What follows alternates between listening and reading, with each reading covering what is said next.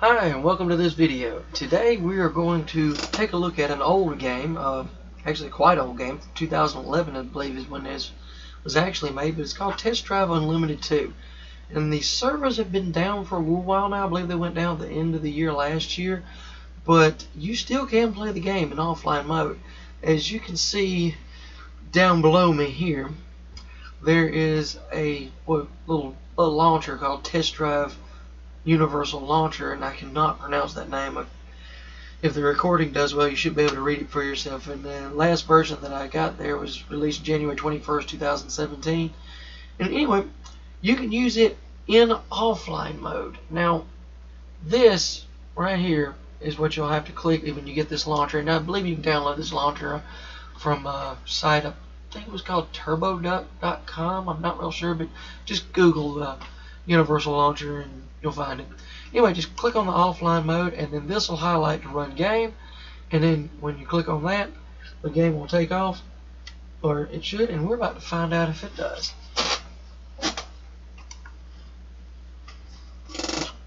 Camera's a little off from where I have to look. Always looks like I'm looking away. It's just blasted big monitor.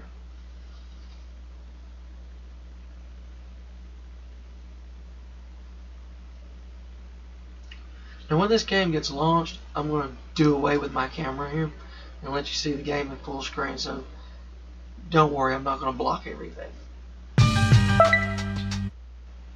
Don't want the music to play, they'll copyright it. Tell you what, YouTube's gotten on the ball on that copyright crap, like 3 notes plays and something like that.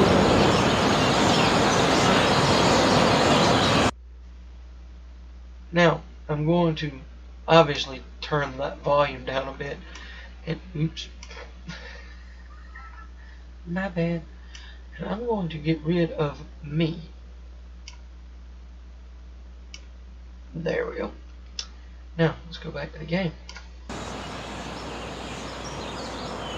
Alright, now I'm also going to stop talking here in a second, but as you can see, the game is running, and I still have a heavily custom modded car here.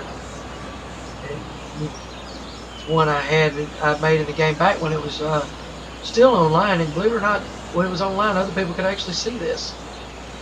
But right now, I guess it's just mostly for my decoration. But let's take a look. First, let's take you back to where the game actually starts. Now, most people don't know this, but the game actually starts way over here. The very first place you end up is at this. You go in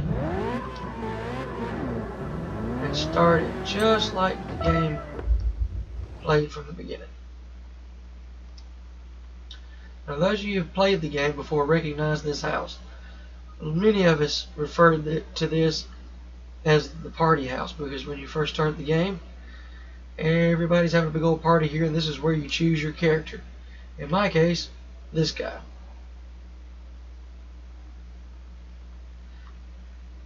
And from here, I can't remember who it was. Now that's sad. I'm going to have to replay it. I think it was Tess Wintory. I think it was. It took you back here to find the car that she was giving you for your birthday. And somewhere around here sat that Ferrari California, which is not in here right now because, well, it's just not in this garage.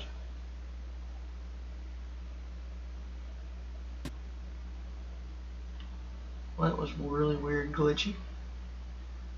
But the Ferrari California is the one I drove in. So what I'm going to do is just go to the road. There it is.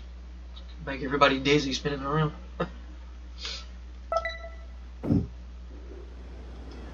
And then this is where you take off driving. Now, those of you who remember this, most of us would take off, and for some reason we all seem to go right. I'm not sure why that was, but we always seem to go right.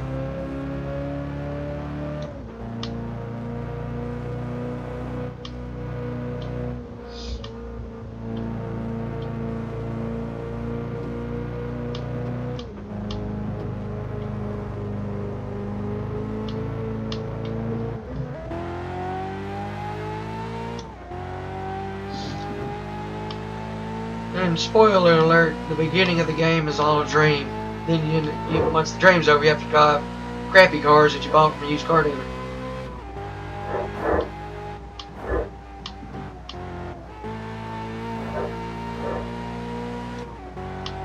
Just try not to hit the cop there. That could be bad. Don't want to get in a cop chase in this car. I'd never get away. And if any of my friends from TDU2 are watching, they can verify I used to play with the cops all the time.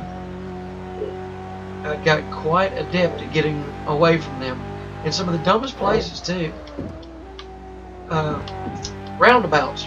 It's one of the best places to get away from the cops. Find a roundabout and drive in circles. I may actually do a quick demo of that later. But unfortunately, in the intro to the game, you don't go far before you wake up. Most of the time, when I started the game, which I started it a few times, it was somewhere in here where you hear her start talking to you. It's like, hey, wake up.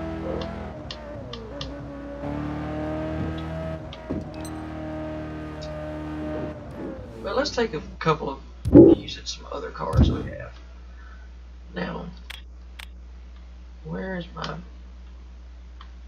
Ah, there it is right there. You know, ain't none in that one. Huh, right in there. That's what I got. Nothing in there. Two in that one. There's a big house right here somewhere. Maybe it's this one.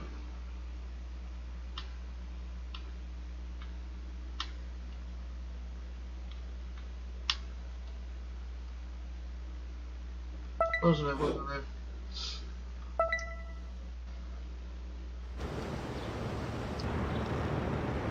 And in the game, you could go in a house, and every house has a garage. When you get in the garage, you can look at your cars. And believe it or not, this was not a hack car. This was actually a legitimate one you could buy. It came with one of the DLC packs.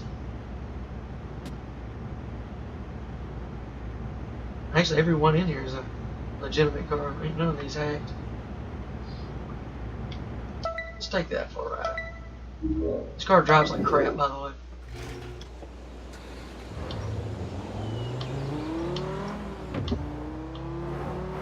The only thing good about the police cars is they actually...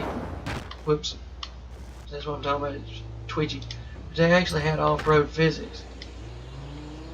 Which in this game, there was different physics for off-road cars and on-road cars. These things steer like crap.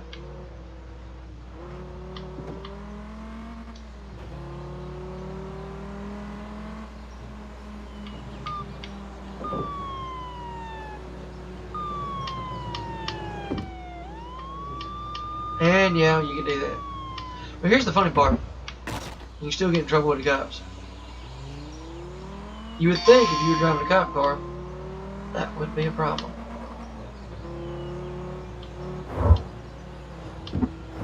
Whoops. That's what I get for looking down. One of the things I really liked about TDU2 was this massive open expanse. If you never played the game, unfortunately, you can't go back and buy it. Right now, at least if you can, I'm not aware of it. Last time I looked, the store pages was taken down. But you can just drive anywhere.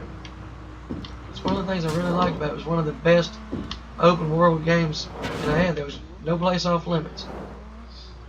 And the way the game engine was set up, even though it was quirky and you never really could get a smooth frame pacing out of it, the game was so open to mods. Now they didn't ever actually allow mods, but it was so open to mods. You could mod all kinds of stuff. You could mod the foliage, you could mod the grass.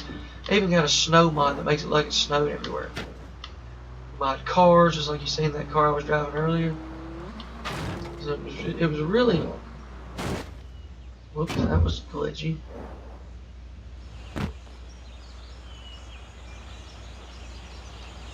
It was a really interesting, and at the same time, disappointing game. This game had so much potential, so much going for it, and Atari really just dropped the ball on it, honestly, in my opinion.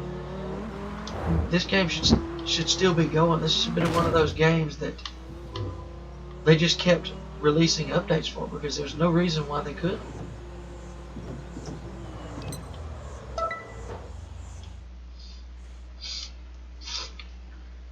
This is another one of those houses, garage tucked off to the side.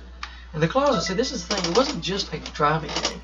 You could change clothes, stuff. I mean, if I wanted to wear a different hat. No hat.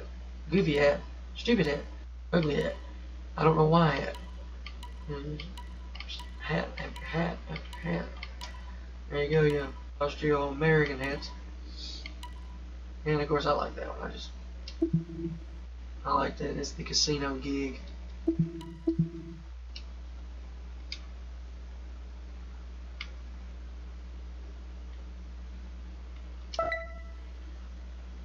See if I got anything in here. Nope. She's empty.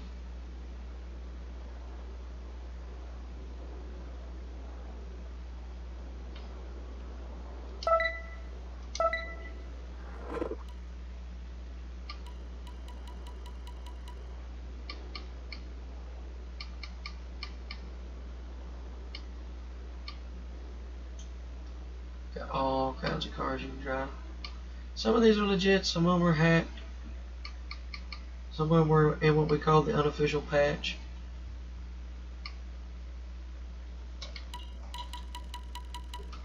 That was one of my favorites right there.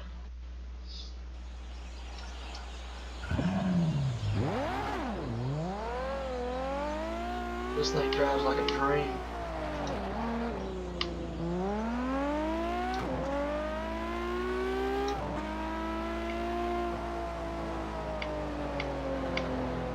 Well, it does if you don't suck at driving the car anyway.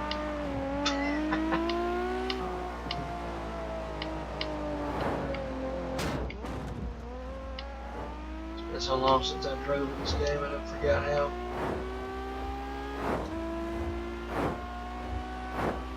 It's one of the things about it, they had somewhat realistic attempt at the physics, so yeah, it was kind of harder to drive than most games.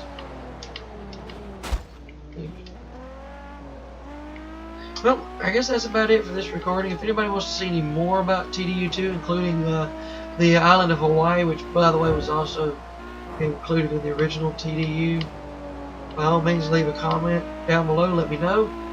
Tell me what you want to see. If there's some other old games you'd like to see videos of that I might happen to have, also leave me a comment. Like, subscribe, ring the little bell, all the normal stuff. Thank you so much for watching, and I hope you have a good day.